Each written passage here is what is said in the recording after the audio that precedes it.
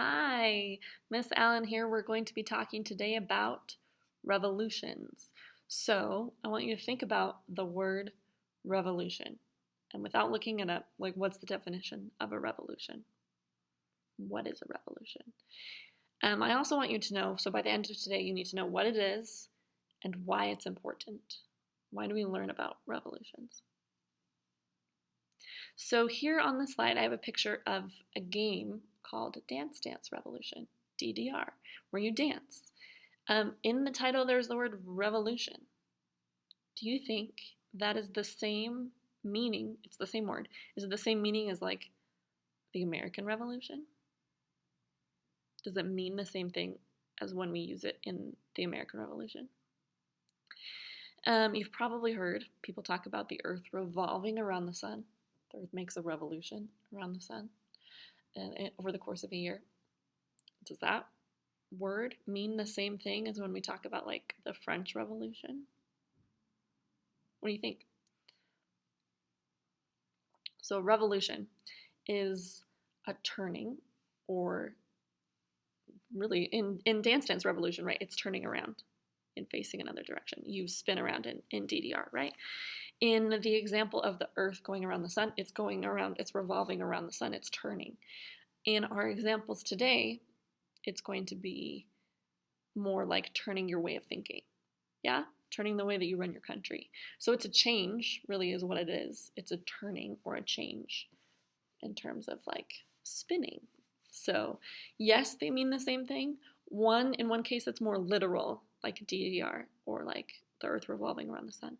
But in terms of things that happen in a country, like the French Revolution, the country doesn't turn physically, right? The land stays put. But what's happening is they're changing the way they think and the way they run the country. So let's look at some examples. So, political revolutions, changing the type of government. So, government is how a country is run, who's in charge, and who decides what the rules are. So, some countries, especially in the past, they had one person in charge, and it was a king or a dictator. A dictator is someone who doesn't really listen to other people's ideas. They get to choose, and no one questions them, or no one's allowed to question them. So, in the Middle Ages and before, a lot of times most countries were ruled by a dictator, ruled by one person who made all the decisions, who was rich and powerful and could make, rules whenever they wanted to. So, political revolutions start to happen in the 1700s and 1800s when people start to realize we don't want a person to tell us what to do, and there's actually more of us than there is of them, so we have more power, literally. So they started to change the way the government worked. So some examples, first we have the French Revolution, and a picture I have for the French Revolution is the guillotine. The guillotine is a famous killing machine where you put your head here and a blade drops and cuts off your head. It was actually invented as a humane way to kill people because it kills people quickly, but it was overused during the French Revolution. So the King of France and the Queen of France, you might have heard of Louis or Marie Antoinette, they were beheaded because the French people did not want dictators anymore. They didn't want a king and queen.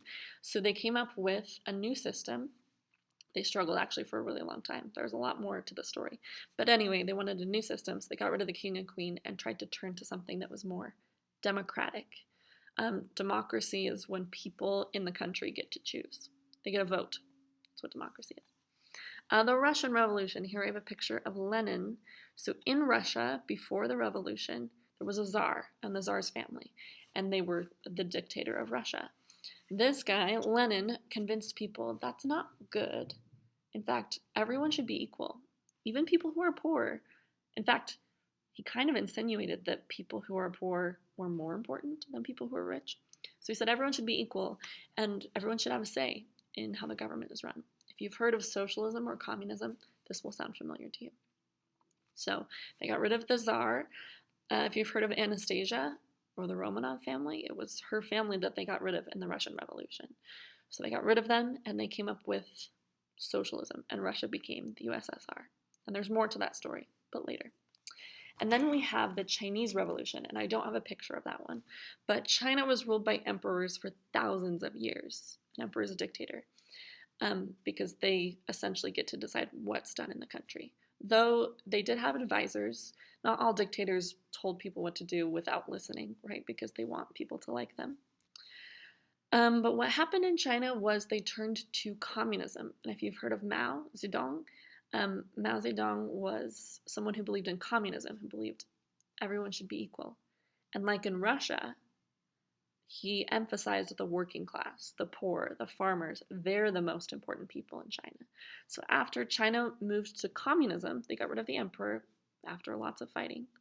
These revolutions, by the way, usually involve some fighting. People have different opinions. Some people want to keep the king or the emperor or the czar, and some don't.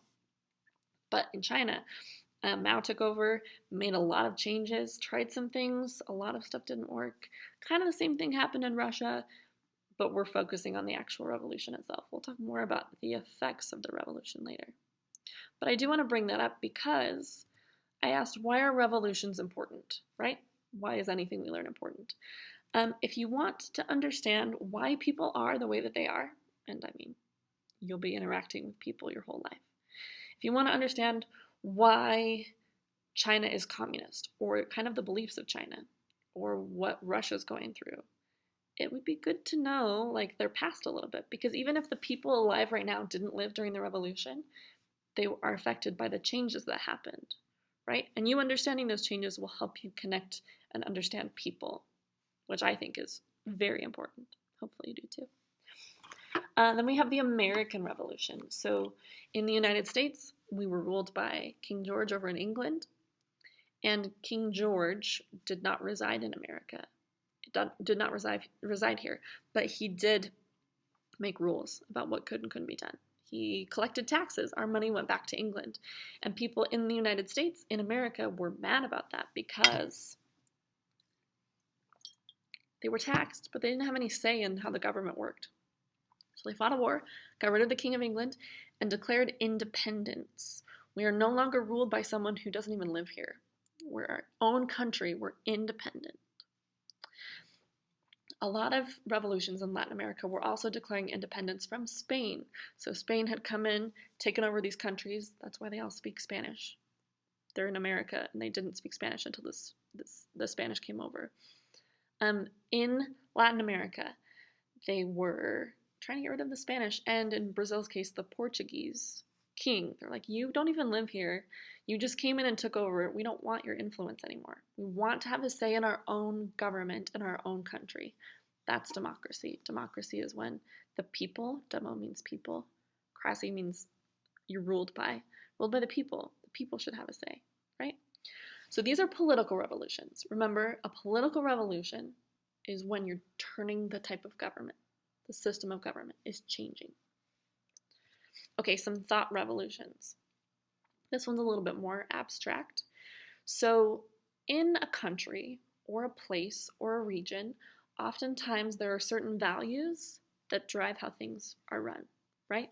So I've used some examples from the Middle Ages. In the Middle Ages in Europe, a lot of the decisions were made by the Catholic Church. Tithing was important. There were laws put in place that were based on Christian values, and that pretty much kings and queens had to be Catholic or have the support of the Pope, because otherwise they wouldn't have any power and people wouldn't listen to them. So religion played a huge role in what was done in Europe. So there were a couple of different movements or revolutions where people started to rethink how the system should be run. Like, what are we basing our decisions off of? So, for example, the Enlightenment was when a bunch of different philosophers, a philosopher is just someone who studies knowledge and why we do what we do and how we know what's truth. So in the Enlightenment, a lot of political philosophers were like, why are we letting these systems or these powerful people make the decisions for how we run governments? So this was not necessarily like we're fighting a war, we're getting rid of the king. This was the thinking part beforehand. This was convincing people there are more of us than there are of the king or the pope or the people in charge.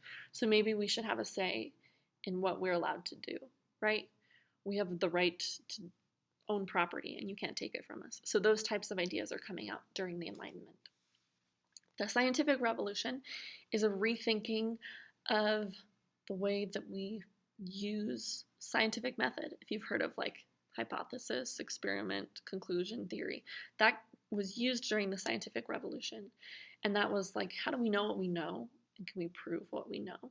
And then we can base what we do on something that we've proven. That was a very logical movement. The Renaissance was more focused on religion. So the Renaissance did not dismiss religion at all. Instead, it said, okay, religion is good, but we're going to tie in Greek and Roman influence. So when we paint something that's religious, we're going to make it look very Greek and Roman because they were obsessed with classical Greece and classical Rome. So this was kind of like changing the way that they thought about systems. So these are thought revolutions. All right, back to the essential question. What is a revolution? Why are they important? Hopefully you're getting a little bit of that. Okay, so we've just talked about political revolutions and thought revolutions. I want you to watch this video. I'll put the link so you can watch it on your own.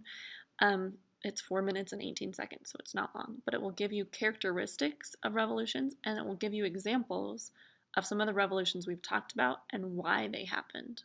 So pay attention to these because you are going to be designing a revolution in a minute during independent practice. Independent practice. So what I want you to do, I want you to think of a system that exists today for you, that influences you. It can be a government system. It can be the way that we vote or the way that leaders are chosen. It can be education system.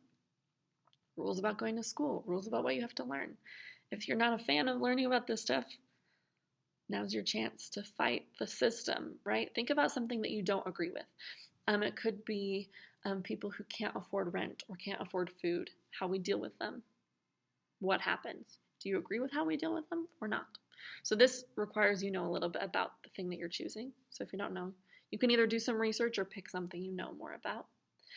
Humanitarian aid. If another country experiences a natural disaster or a war or invasion, sometimes we intervene, sometimes we don't. Do you agree with how that's handled or what's done? So pick something. Pick something that you don't think we do well.